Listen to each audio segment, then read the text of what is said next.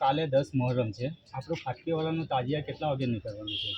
આ તાજિયા કાલે 10મી મુહર્રમે મગરિબની નમાઝ પછી અહીંયાથી ઉઠાવવામાં આવશે ને અમારા બાપ દાદાની જે વર્ષો પરંપરા મુજબ આ તાજિયાને માંડવી ભરાઈને હવામાનપુરા ઇમામવાડામાં રાખી દેવામાં આવશે.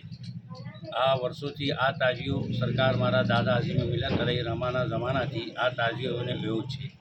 દર સાલ એને કાઢવામાં આવે છે, રિપેરિંગ કરીને વર્ષોથી આ જ તાજિયો બેસાડવામાં આવે છે. આને પાણીમાં કે તળાવમાં ઠંડો કરવામાં આવતો નથી. દર ગુરુવારના દિવસે દર્શન માટે એને ખોલવામાં આવે છે. જે અમારા બાપ દાદાથી તરીકો ચાલતો રહ્યો, ઇમામ અહેમદ રઝા ફાઝિલે બરેલવીના ફતવાની પાબંદી જોડે ધાર્મિક કથન કરતાં તાજિયાને આશુરાની રાતમાં ફરાવવામાં પણ આવે છે અને 10મી મુહર્રમે એને ઇમામવાડામાં રાખી દેવામાં આવે છે. સીપી સાહેબે કિંમતી સમય આપીને તાજિયાના દર્શન કર્યા, એના વિશે શું કહેશો? અમારા સીપી સાહેબ આ તાજિયાના દર્શન માટે આવ્યા ને ઘણી ખુશી થઈ એમને પણ.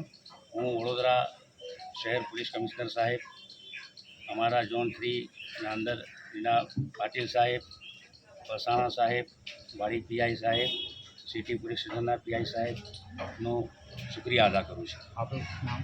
અમીરુદ્દીન કાદરી. Thank you.